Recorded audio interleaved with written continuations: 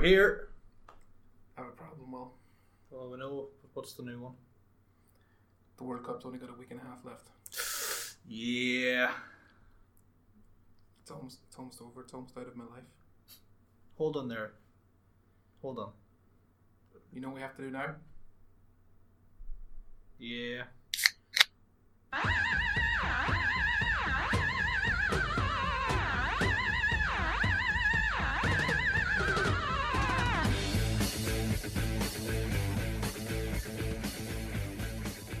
Anyway. There's a third member of the dynamic duo today. We call it a tenacious trio. Oh, I like that. Daire Boyle. Daire Boyle. Heyo. You may have heard him at the end of the last one, and if you weren't sick of him then, you might be better than this. I'll try not to bore you too much. I like that you call this a trio, not a threesome, because that can be misconstrued. Anyway. Only by you. Alright, so time to talk about the round of 16. Where do you start?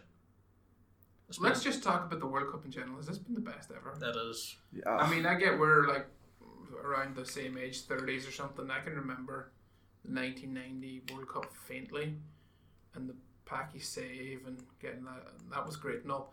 But when you're not actually paying attention to a team, because Ireland's not in it, we can just appreciate the football. And every time I watch a game, it's like I get sucked into one team. Like Japan versus Belgium. I was so going for Japan that game. And it's just the tension and the everything. It's been brilliant. Because we're neutrals, you enjoy it more. Didn't enjoy last night's, but we'll get to that. I wasn't as neutral as I should have been. Well, it's to be expected. Yep. Alright, so who wants to pick a game to start with? We'll go right back to the very first game. Where did we leave off? Oh, we finished round 3. Okay. So it's just round of 16. First game was France versus Argentina. Yes.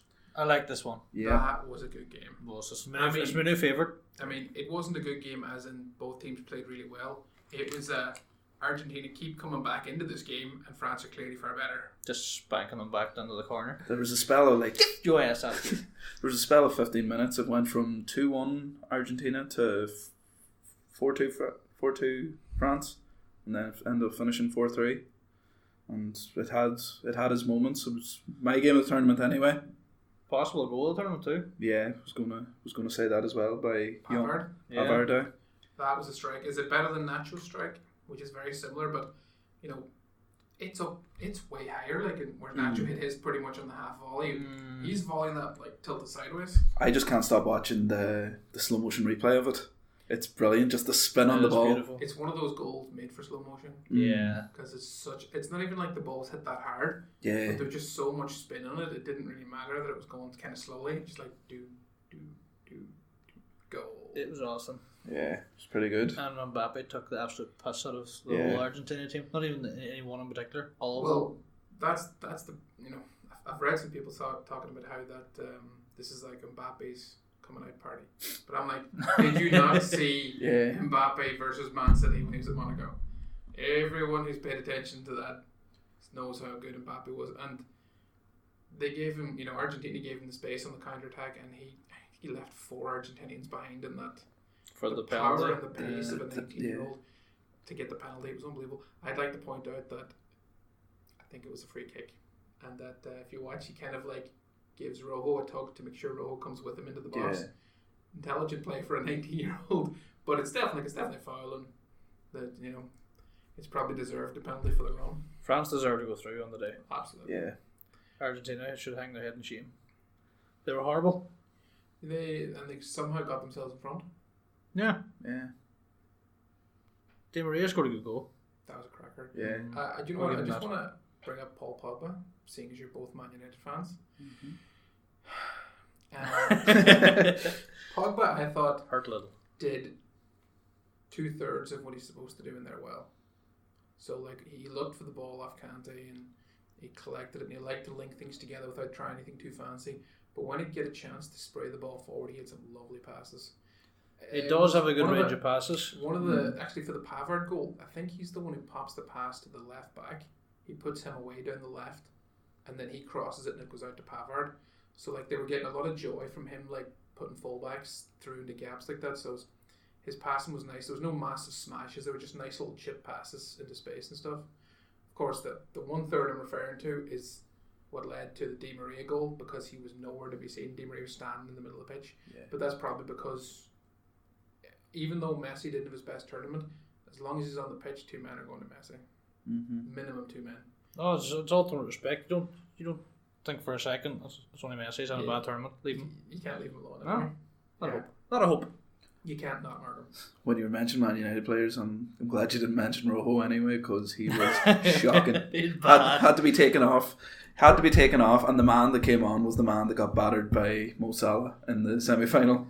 I said that as soon as he came off, when they named him on half time. It was Fazio, and I was watching the game with my dad, and he was like, "Where do I know that guy from?" Oh, he was centre half for Roma when they could beat 5, when they conceded 5 to Liverpool.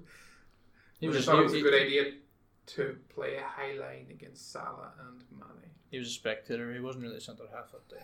Federico Fazio as well. Sounds like ex-Tottenham player. Yeah. He didn't make it a Tottenham. He sounds like a Harchester United player as well from Dream Team. God, Dream Team. There we go. That could be a topic. No. Okay. What's next? Uruguay and Portugal. Before we get off that game, I'm afraid I'm going to have to bring this up. The pass Messi played for Aguero's goal? Aguero's goal. Yeah. Because that, was it Varane's centre half? Is a full stretch to head that away, and he still misses it because Messi dropped it on to Aguero's chest from 40 yards away. And that's what we said a minute ago. You can't not mark him because that's him in space. It's a moment of magic. And he just hits that pass. And like very few players in the world drops that on Aguero. And Aguero finishes brilliantly. That's why I don't blame Messi for Argentina's troubles. He's the only shining star in the team. Well, I was apparently there's a lot of problems with their FA too. Like it's not just they say they don't pick some players because they don't get along with other players, or like somebody doesn't get on with Mascherano, somebody doesn't get on with Messi, they don't pick him. Apparently, like there's a lot of problems too with the FA, like not picking good coaches and picking their friends into high-ranking positions, and instead of having guys running their youth system so that the best youth players come through, because they used to have loads of young players coming through. Now when you still have Mascherano in there. Yeah, Mascherano was finished years ago. The two the boys playing the Argentinian league, Messi and Pavon, weren't great either. Pavon's a kid. Messi's in his mid-20s. 25, I think, yeah. 25? I think Pavon's around 22. He's 22, yeah. But Messi's 25 and he's still in Argentina, and if he's going to be an actual top-class player, international player for Argentina, you'd think he would have moved to Europe at some stage. I mean, they don't have to do that to be a quality player. Has he done anything to merit the move? That's the point. But he was still in the team for some reason, the Argentinian team, and he got loads of game time, and Dybala got almost none. Yeah, that's the joke about the whole thing. But like Spain, Argentina as a team, not even on the pitch but off the pitch, they have problems. Yeah. But ultimately it cost them. All right, next game. Uruguay and Portugal. Love Uruguay. Don't you just love Uruguay? Yeah, something about Is them. it the international team version of Atletico Madrid? Well, they Possibly. the centre back pair. Very similar style. 4-4-2. They don't even have like that many wingers in their midfield. It's just 4 centre midfielders. That work their balls off. And they do work their balls off. The left back is a left winger who can play left wing back. So he gets forward, but that's about the only width they have. Other than that, it's kind of one of the midfielders might come forward to support the strikers, but it's like those 2 strikers are class. Yeah. Your man Lucas Torres meant to be going to Arsenal. He had a great game. Yeah. He just ran ragged. Is he Arsenal bound? Apparently so. Very good deep lying playmaker. The funny, do you see Emery's actually fixing the problems that were obvious at Arsenal for a long time? Is he though? Just making more of an effort than Wenger has in the last 8 years. Simon, we'll see. Is he 30? Experienced Soccer centre player. half. Not only is he experienced, he's not the kind of centre half you see them going. Like if you think that Koscielny is like the sort of type of centre half that he usually went for. Because he's French. Well, it's that kind of like slim, mobile, nice on the ball, decent in the air, but he's not exactly like a physical behemoth. You want somebody who's going to knock 2 players out of the road to get to the ball? Socrates. Don't even try his actual No. name. Socrates Papa, is not particularly Papa quick. Loftus.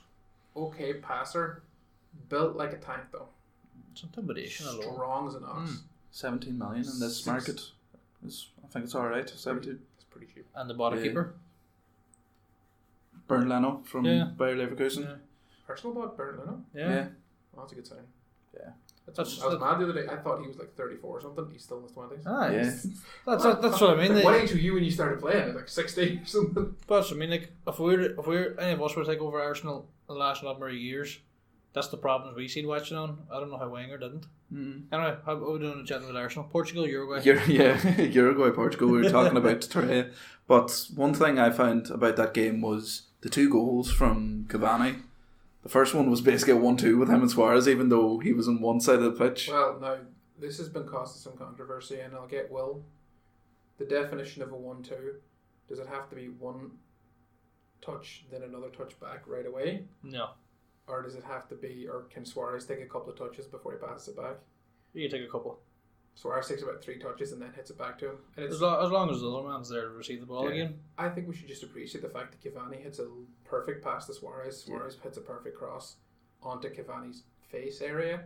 Around there. Face area. And you know what? It doesn't matter what it goes in by.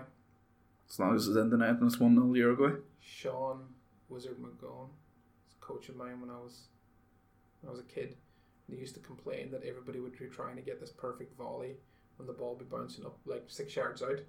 And if there's ever a scramble, and it's like, look, if it comes off your ass and goes into the net, it's fine. Still counts the same. He's like, I don't want you to try and overhead kicks in that position. Just let it hit you and then go in the net. Stick it out there, twerk a little. You know, that was it. He's just like, I don't care. It's the same idea. It's like, just let it hit you, and if it goes in, that's the job. They all count. Yeah. Pepe equalised. Was that big dirty fucker header? Pepe. Yeah. Pepe. It probably will be the last we see of him. I'd say it's him done. I hope it's the last I see of him. Where did he go again after that? He came to Besiktas. Remember all those videos going around? Yeah. Remember all of the old quality players are at Besiktas now. Demba Ba went there for a while. Negredo. Yeah. Top like quality man. Quaresma. Quaresma's a weird guy. He's like he's at his best in the Portuguese team. Yeah. What did Cavani? Cavani's solid finish for second. Yeah, it was a solid finish. Yeah. I heard someone say that they didn't think the goalkeeper covered himself in glory for that. I think the fact he takes it. Like someone said that it's obvious what he's going to do. I mean, it's obvious what he's going to do when you've seen it 3 or 4 times. When he sort of opens his body up to collect that, he could just as easily be controlling it to pass it to somebody else. But he's a world class finisher. Exactly. I wouldn't beat myself letting that past. Yeah. I think it's the fact he hits the first time. He doesn't even take a touch. He just runs up and hits it on the run. It's a brilliant goal. It's one of the best goals of the tournament. Yeah. He got injured then. That's going to be a big one against France. Yeah. Well, hopefully he's fit for it, because I'd love to see a proper slobber knocker of a game. Hey. Just now, you brought it up. What do you think is going to happen? France versus Uruguay in the next round? France. I'm going to say France as well. I mean, they look good in parts. I've France fancied for the whole tournament. They look good in parts against, especially on the counter with Mbappe was excellent, but they're not going to get that space against Uruguay. No, it'll be closed down straight away. They're going to be kicking the lumps out of them as well. They're going to be locked down. But I do think they have enough match winners. Somebody will slot it away. I kind of doubted them before the tournament, but well, it's just the fact. Not to sound like Alan Hansen or anything like that, but they just had a lot. They had a lot of young kids in the team, and I just didn't think they had any well, right. Are you trying to say can't win anything with No, I'm not going to say it because they'll end up winning the thing then. Go on, say it, because I have money on them, so go for it. Don't win nothing with kids. Is that what you're saying? I thought that, but they proved me wrong in the Argentina game, and there is a potential chance that they could win something. But you've said it out loud now, and we're recording. Can you edit it out? Sure. Yeah. We'll see. Next game. Yeah. Russia, Spain, right? Yeah. I've been looking forward to this. Cool. Do you remember my analysis of what Germany did wrong? Yes. What did they do wrong? They showed up. They Everything. passed the ball endlessly. Back and forth. Spain did the same thing. They set records. Over 1,000 completed passes. 1,114. Good job, Spain. You lost though. Ramos holds the record now for individual passes in the game.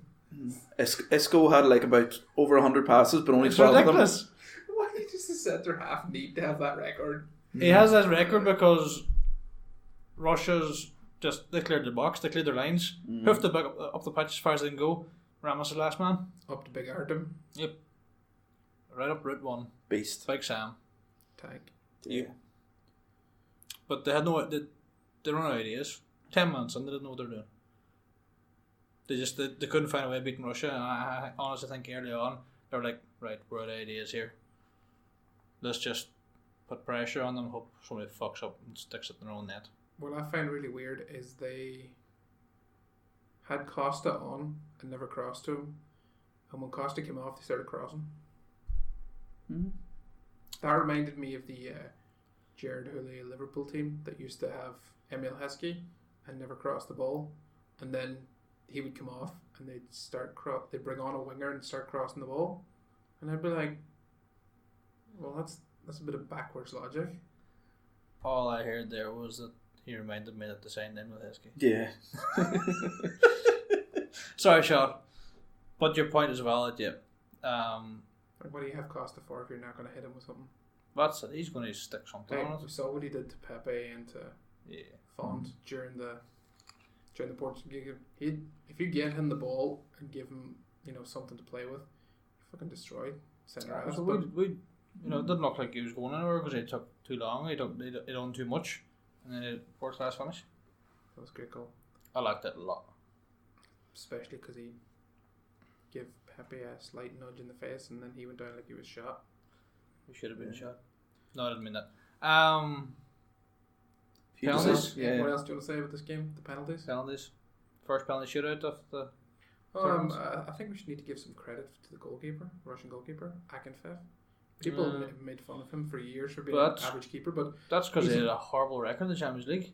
Yeah, but the Champions League is different gravy for a Russian team. But he's kept one clean sheet in the last 10 years or something like that, and that's recent. He's the most clean sheets in the history of the Russian league, though. That's the Russian league. It's still a professional league. It's better than so is their Common Facility League, but I don't rank it anymore. I got in there before you. It's better than that. You knew where I was going because you're looking me in the face. Anyway. Yeah, no, it's still a decent league. He's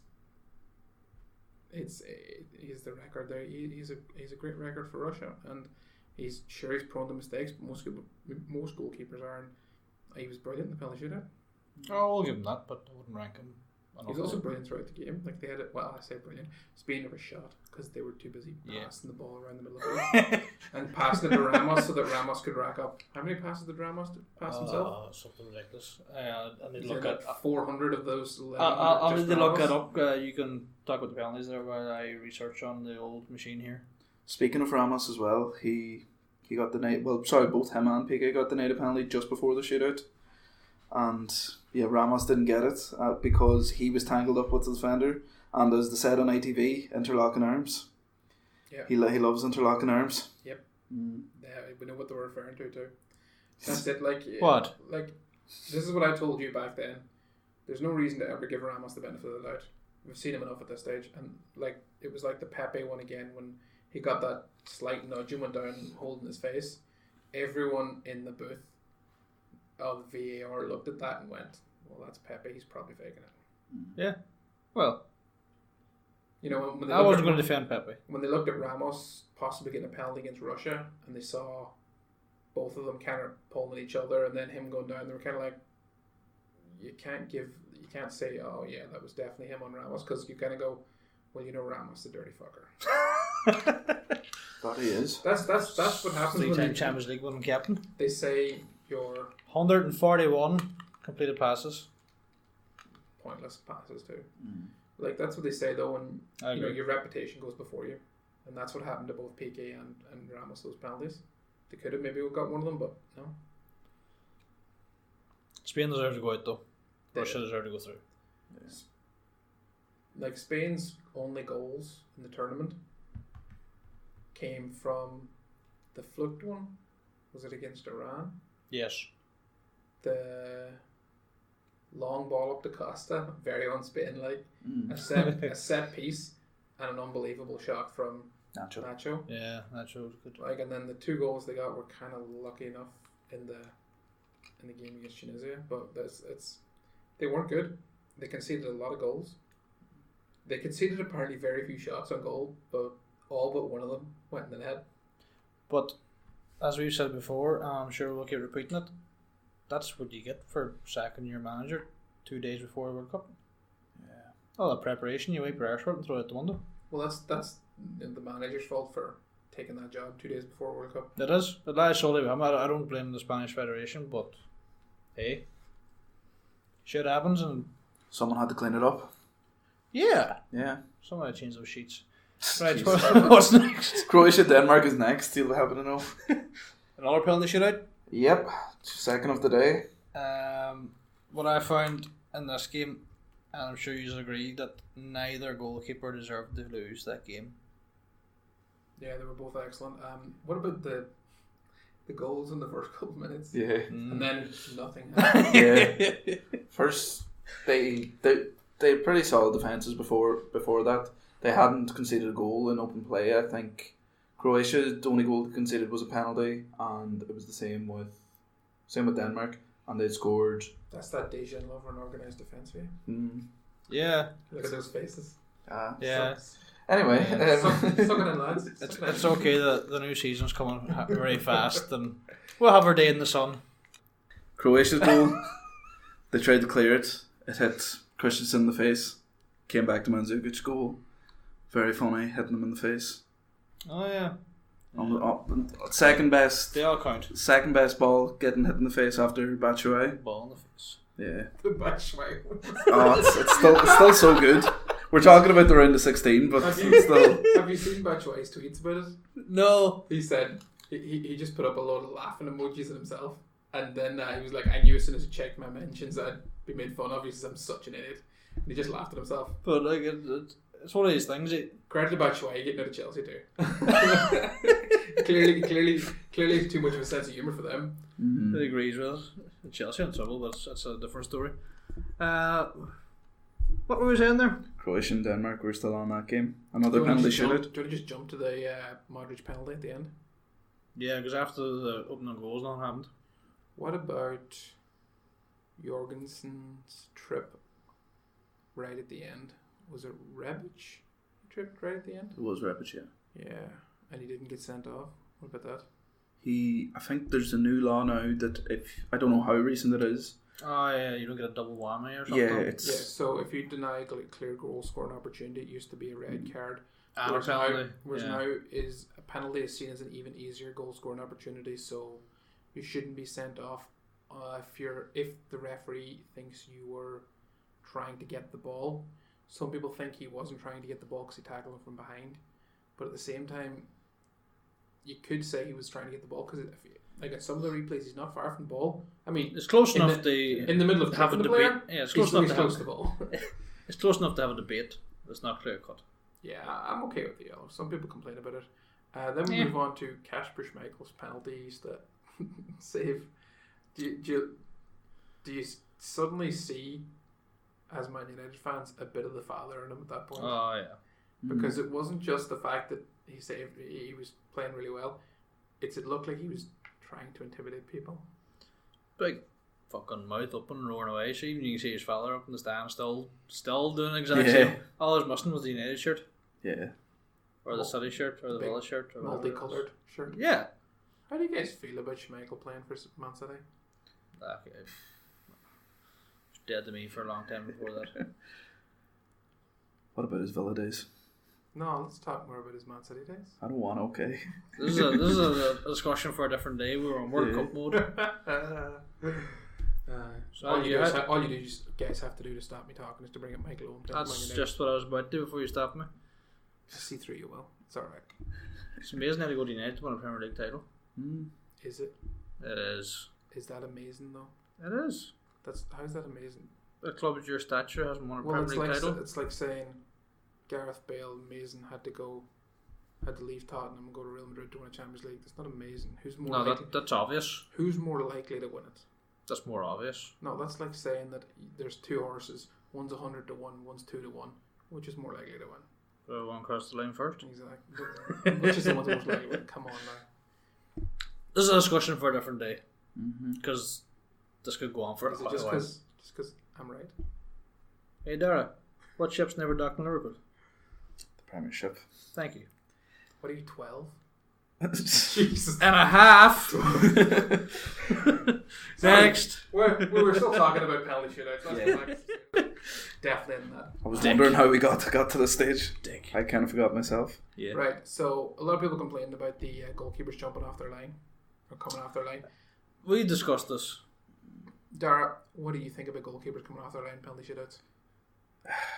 Well, I think us as Irish fans, just being Irish, we seen the under-17, the goalkeeper got punished. Yeah. He got punished, he got a yellow card. It was his second yellow card, and because of that, he got sent off. Before that even, he saved the penalty. And that could have been a crucial element of that game. Could have sent Ireland through to the semi-finals, I believe. And he got a yellow. A penalty had to be retaken, and then an outfield player had to go in. The rule was enforced there. But it hasn't seemed to be in any of the penalty shootouts. The keepers coming off their line don't seem to have been. The rule is there. Yeah, but it's a bit at the discretion of the ref. I don't agree with the rule. I think it's bollocks. The rule is bollocks because a penalty is hard enough to save as it is. It's a free shot from 12 yards. The greater percentage of them are going to go on. I just want to talk about the two keepers for Croatia and Denmark. Obviously, Kasper Schmeichel was like possessed by the spirit of his dad because he's never been that good before. Like he's been alright at times, but he was top class. He was doing some serious intimidation. But I want to hold something out for Subasic, the Croatian goalkeeper. He was standing over the penalty takers, just letting them know how big he is. And then they go back, and both of them would just stand in the nets and they'd spread out, and a bit like Manuel Neuer, they make the nets look small. And the nets, the goals are 8 feet high and 24 feet wide. Right, so there's loads of space for you to put the ball into. But when you have a big keeper standing right there in the middle and he stretches those arms out and he's got about 6'3" wingspan, and even bigger when the big heavy goalkeepers like those two. It looks like he's standing in front of that match box. They really intimidated those takers and they pulled off some amazing stuff. I don't care if they came off their line. I don't care at all. I think so long as they don't run out to their 6-yard line like Daire used to do for AC Milan and get away with it. If they're allowed to come 1 or 2 steps off their line as the guys run up to it, don't care at all because penalty takers should still be able to put it in the net. As long as they don't come out and slight tackle the taker. It's 24 feet wide. Yeah. Well done, Croatia, though. Yeah. Although, just speaking of Croatia, they weren't nearly as good as people thought. No. A lot of people thought they were better than that. And Denmark did something very simple at halftime, and they took off Christensen, who's a centre half playing in midfield, to foreign midfielder, and lo and behold, Denmark were playing better. It worked. There is a bit of a pattern in this, isn't there? We'll get to Eric Daire. Do we really have to? We've discussed them off pod today already. I don't know if we could stomach listening to them a second time. Well, maybe if you just want to go back for a nap and I'll just go because I have a lot to say about Eric Daire all the time. Okay. Every day. Shoot, Daire, what's next? Brazil and Mexico was the next game. I actually missed this because I had the job thing. Yeah. I think a few of us had to as well. Yeah. Said it was.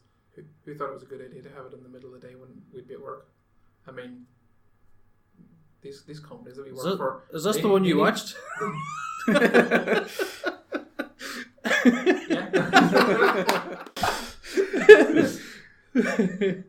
tried to anyway. You tried. You got caught. Yes. Yeah, that's how you failed. It wasn't because you didn't do what you should have been doing. You got caught doing what you shouldn't be doing.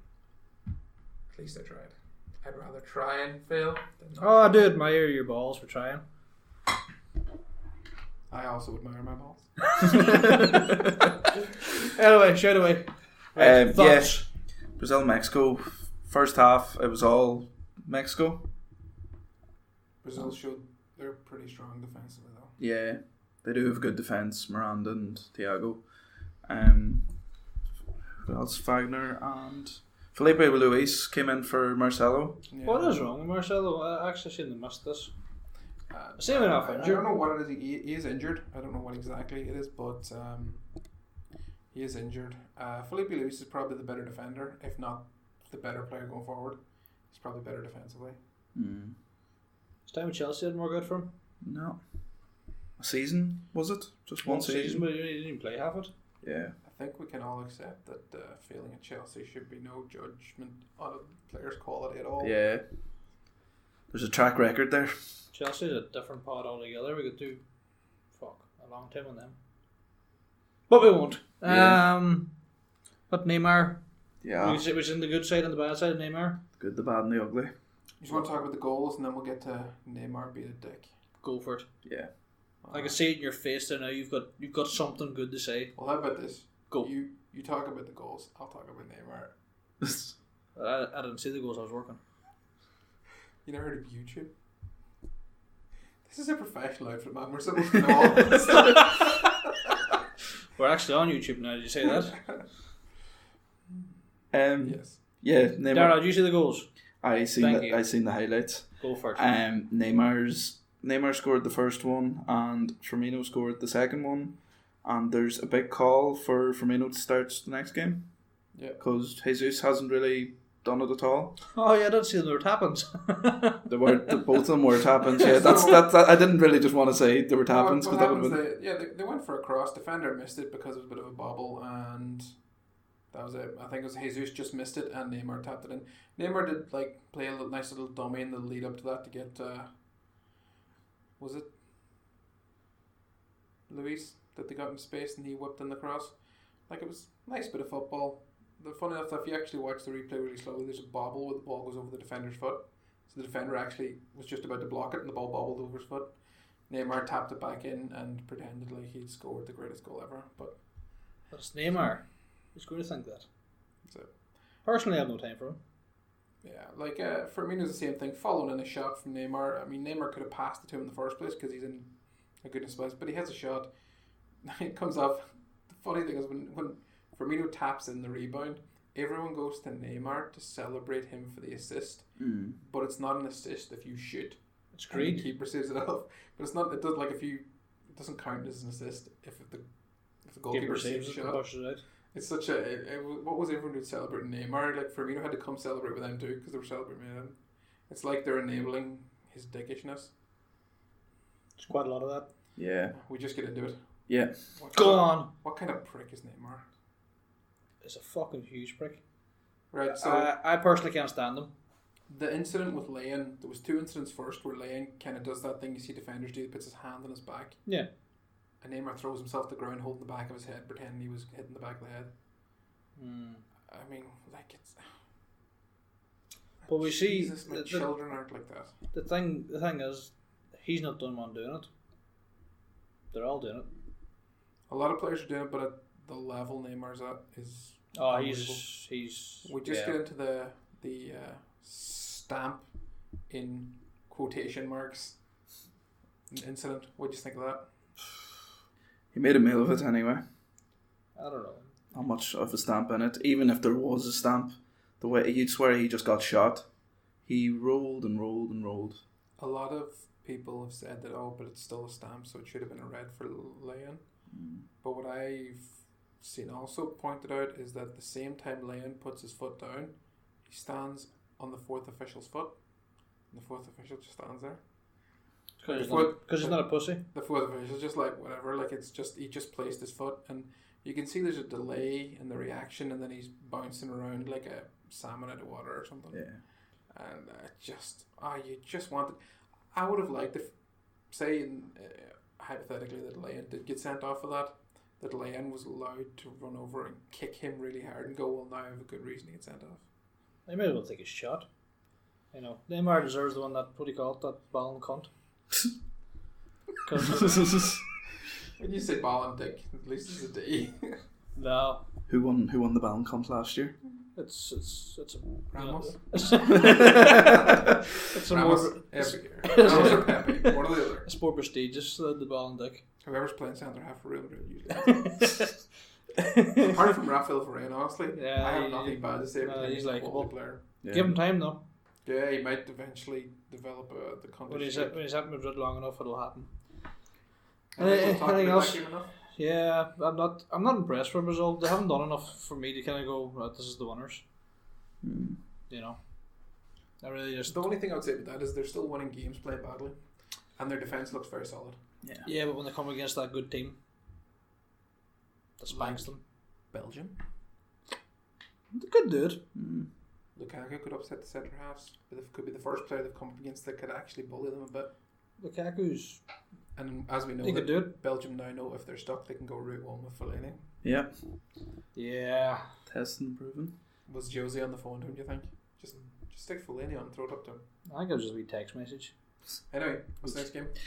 Belgium and Japan on the topic of that. How well did Japan play in that game? So good. They deserved it. Yeah. Really Like did. ex-Man player Kagawa looked like fucking Maradona in a few moments there in that game. He didn't play for us like that. I think He didn't get a chance to. No, yeah, that's true. it's hard though playing for a club the size of Man United. You have to be perfect right away, or you kind of lose your chance. But it's funny because Mkhitaryan came from Dortmund as well as Kagawa, and he struggled to adapt, and then he adapted, and then he fell shade again. Then And they sold him. And we got rid of him as part of the a whole year and a Sanchez half thing. later Yeah. for Sanchez that didn't show up. Yeah, let's not go into too much detail about the weird things that's going on at Man United since Ferguson left. Very weird. They seem to have struggled to integrate players. You know what though? Still funny second. Mm-hmm. On to the actual game itself. Japan were brilliant. Inoue out in the wing is class. Yeah. He's such a good player. Did he have a dig at us about finishing second? Sorry, that was a delayed reaction because I was actually just looking at him going, really? It was a compliment. Do you just want to go into that, or do you just want to go into the game? Belgium, Japan, please. Belgium, Japan. As Sean said. Well, are you okay? Is it Dick. Is the heat getting to you? You're getting to me. I said a nice thing. They didn't say it nicely. It's not what you said, it's the way you said Daire, please continue. Anyway, Belgium, Japan. Sean made the point that Japan played very well and that Inoue was class. Yeah, he was. Kago was class as well. We've established that. Yeah, even the goal from, was it Haraguchi got the first one coming off the right? Yeah. I mean, great play to free him up, and he kind of like takes a touch, he has a look, and then goes, well, I'm just going to hit this, and he smashed into the bottom corner. It's a brilliant finish. Yeah. But it's like Japan went ahead, and you're like, right, I'll make a game up now because Belgium's going to come at it. Did any of you actually think for a second Japan would have to win again? No. That quick? I didn't. Nah, didn't see it coming. I actually stood up and went, well done, wee son. Son's Korean. Oh shit.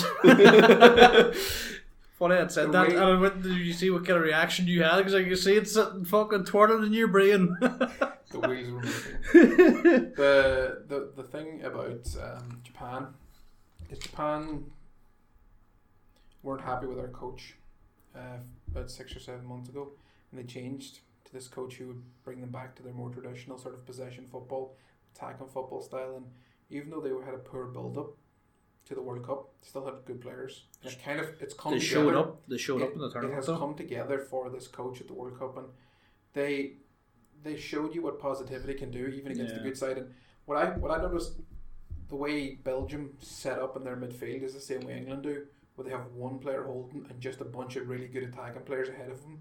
And they had Witzel on his own, and all Japan had to do was bring Inoue in closer to Kagawa, and suddenly they outnumbered him. They had acres of space in the middle of the field, and Belgium were like, well, what the hell's going on here? And I was like, well, you have no midfielders. They just run through the middle of them. Tell me this.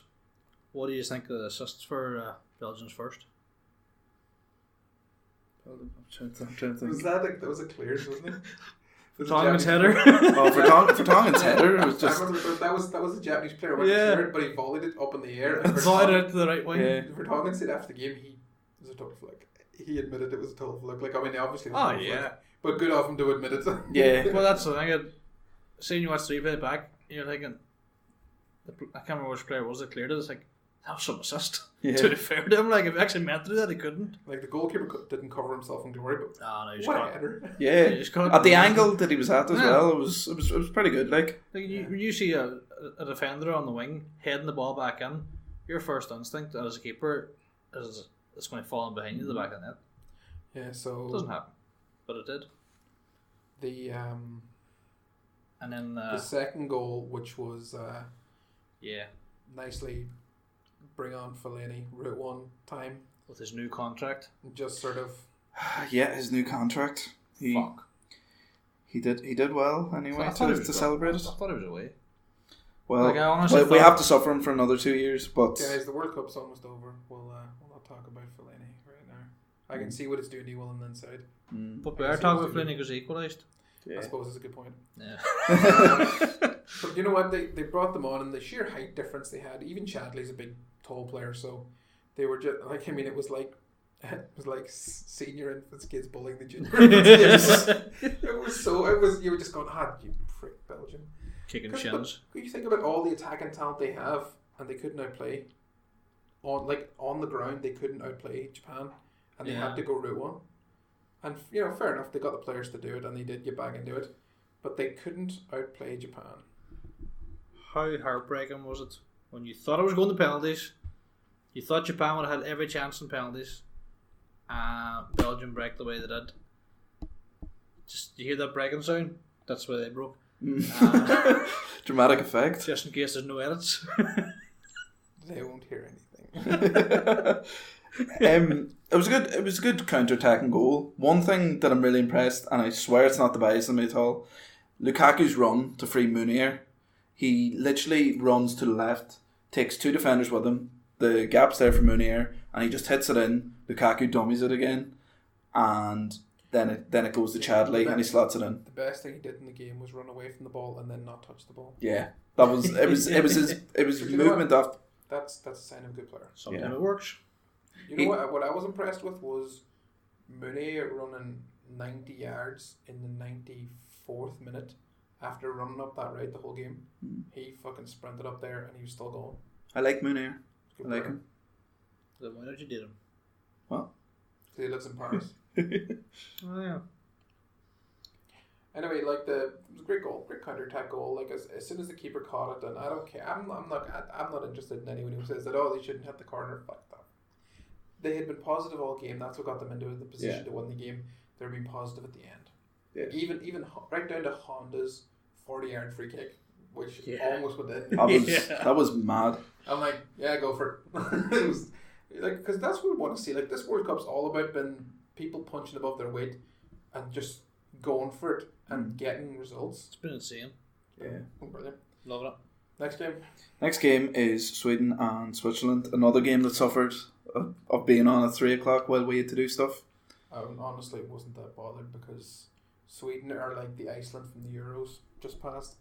They're going to beat England too? They could. They're just a brick wall of large Norsemen, and you're not like they're you can see the Viking blood in them.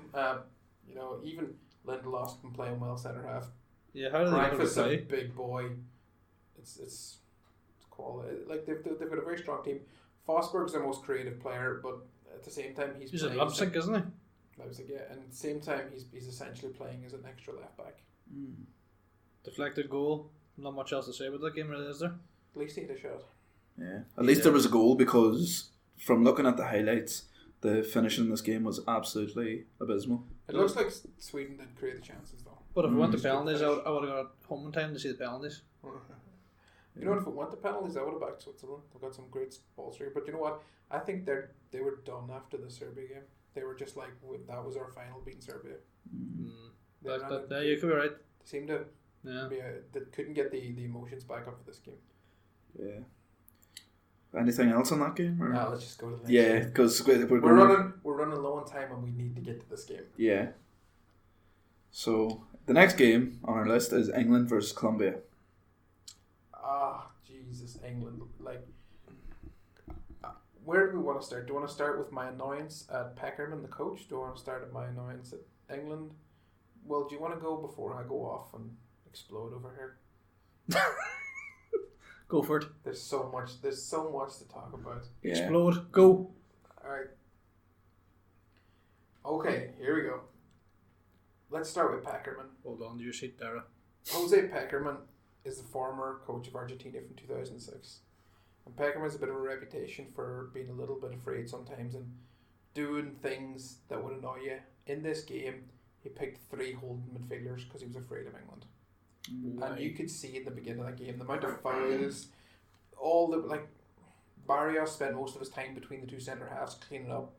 They weren't trying a whole lot. It was basically give it to Quintero and hope he can put Falcao away, and it wasn't working. And there was a lot of dirt, a lot of fouls both sides. But the way he lined up with 3 holding midfielders, I was like, oh, Peckerman, you're doing this again. The reason Peckerman has this reputation is when he was coach of Argentina in 2006 World Cup, he had, let me give you a rundown of this team. Going with the back line, they had Ayala, Colaccini, and Gabi Ainsa as the 3 centre halves. Juan Pablo Sorin, remember Sorin? Yeah. Yes. Long curly hair. Yep. Him and Maxi Rodriguez were the 2 wing backs. Lucho Gonzalez, former Porto player. Remember Lucho? I think he's Marseille too. Yeah. Lucho Gonzalez, Mascherano was probably his peak, or a much younger Mascherano. 2 centre midfielders. Riquelme at 10. Riquelme, 2006 class. I love Riquelme. In the first game, they had Saviola, Crespo up front. Off the bench, they had guys like Messi, Aymar, Tevez, Rodrigo Palacio. I could go on. They had an incredible squad that time. That's 12 years ago when you think of it. They got to the quarter. Messi was in the team then too. Yeah. They got to the quarter. You mentioned the much younger Mascherano. Much younger. Yeah. Messi was about 18 at the time. They got to the quarterfinals. They were 1-0 up against Germany in control in the game. And it was the Germany under Klinsmann before kind of Lowe sort of sorted out the problems that Klinsmann had left them with. Yeah. But so there was they still had older players in the team, Torsten Frings, Metzelder, guys like this. Like Metzelder was class in his day, but he wasn't quite that they would become. But when about the 70th minute, and there's loads of time left in the game at the 70th minute. And I double checked this today, it was about the 70th minute. Because I wanted to make sure I had this down. Peckerman takes off Riquelme for Cambiasso. Now, what does that tell your opposition? We're scared. You are scared. Yeah. They took off Riquelme and they took off Crespo 8 minutes later for Julio Cruz. Do you guys remember Julio Cruz? Played for Inter Milan. That Julio Cruz. He has about a 1-in-4 goal scored record. Essentially a journeyman. Tall, lanky striker. But like a kind of Route 1 player. Hold the ball up a bit, but he was never that great a player. There was no Crespo. His options to bring off the bench were guys like Saviola, because Tevez started this game.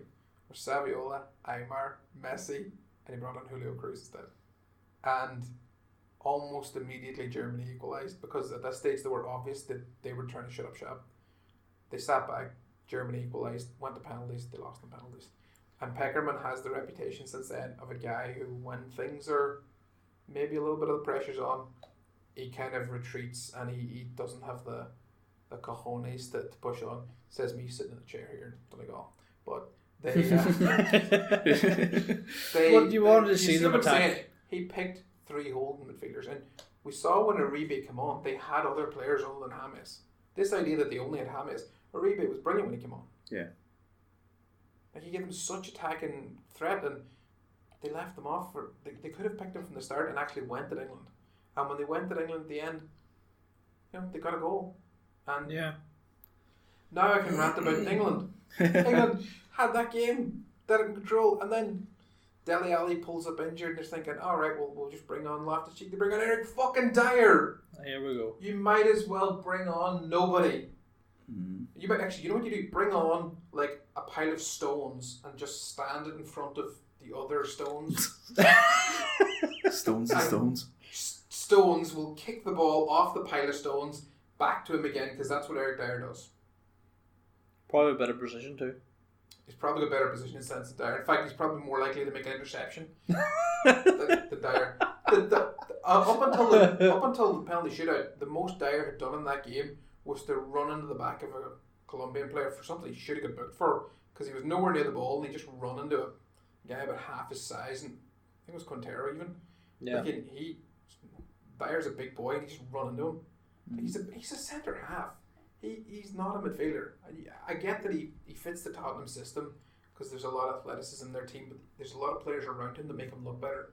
He's not a good player and he's not a good fit for what England are trying to do. Now that I've got that over me, you guys want to continue talking? Well, I think you've covered a lot of it anyway. But yeah, a lot of shithousery in this game. I think, what was it, at one stage Colombia had 5 or 6 yellow cards before.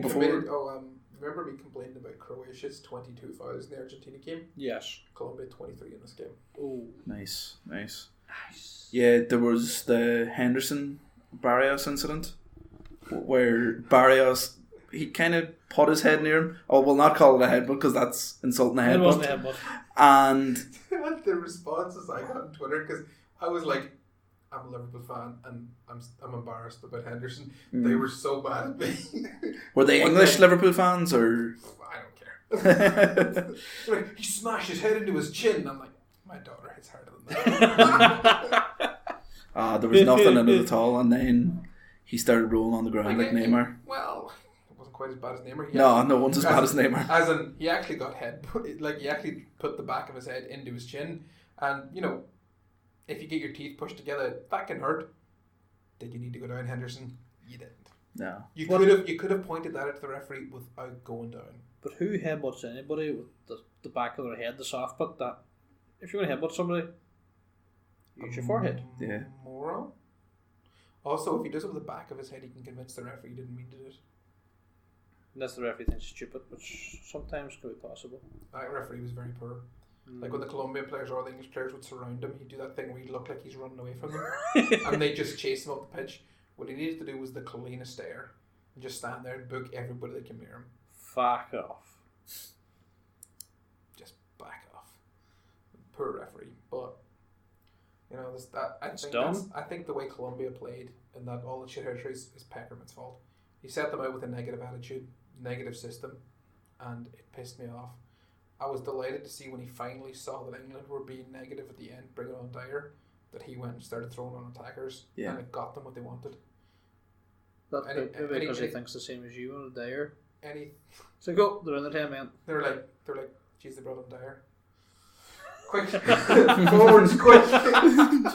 So tell me this, lads. Is football coming home? No. I hope not. I really hope not. I'm not even that bothered doing it. I just don't think they will. If they are going to win it, this is the best time to do it. They've Sweden now on Saturday, and then the winner of Croatia or Russia. Then they're in the final. Anything can happen in the final, I suppose. But I kind of hope it doesn't come home. Swedes could do it. I hope it stays away from home. Sweden could do an Iceland on England. Yeah. Yeah. Although if they finish this time round. No Joe Hart. Joe Hart. He's a better goalkeeper. You know what? He was very good for the save from Uribe. Although I'm not sure it's going in. Lots of people are saying it's going in the top corner, but there's no angle. Like they had that angle from above. Yeah. There's no angle from above of that shot, which would actually show us where the ball was going to end up. Because if you watch the one from behind the goals, it looks like it's just going to go wide. At the same time, if Pickford doesn't know he's got to go for it, it's a great save. We give it to him. And it's because we had this discussion about penalties last night. If England got there with Pickford and possibly Jack Butland. Bad Butland. Did you see the size of Butland compared to Pickford just before it? They were standing there, whatever, shaking hands over. Butland is huge. I actually would fancy Butland over Pickford. But what about Pickford's save from Baka? Where he put his hand back and we'll give it to him. It was a good save. Yeah. Do you know what I was delighted though? I saw the replay of the celebrations again. The England players ran past Daire to celebrate with Pickford after Daire scored. they all run to the goalkeeper because he is the guy who won the shot. This is the shootout. After oh Jesus Christ!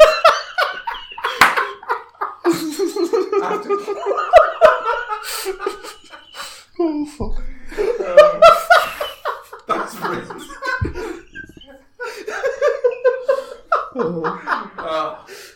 Daire, Good times. please describe what just happened. I pushed the button on my chair and sat down. Sean's just described it for me. Yeah, he's made a mess with his chair, and it was quite funny. If you witnessed it, it's probably not as funny hearing about it, but it was funny. Will hasn't recovered yet. Best wishes to Will on his recovery from that laugh. Alright, let's get to predictions for the next round. What? Let's start straight away. Sweden, England. England. Probably England, but I'd rather Sweden, but not probably England. I think England could beat them, but at the same time, well, only because Gareth Southgate, I quite like him, and he doesn't seem to be making the same mistakes as previous coaches, and they hope they learn the lesson from the 19 years. Yeah. Next game. Russia. Belgium. And Brazil. Brazil. I'm saying Brazil. Me too, Brazil. I'm going to go Belgium just to upset the apple cart. That's okay. Okay. They could do it. They've got the players. Yeah. France, Uruguay. Uruguay. France. It's only because of you money in France. Yeah, but I've won money on them because I fancied it from day one. And then Croatia, Russia. Russia.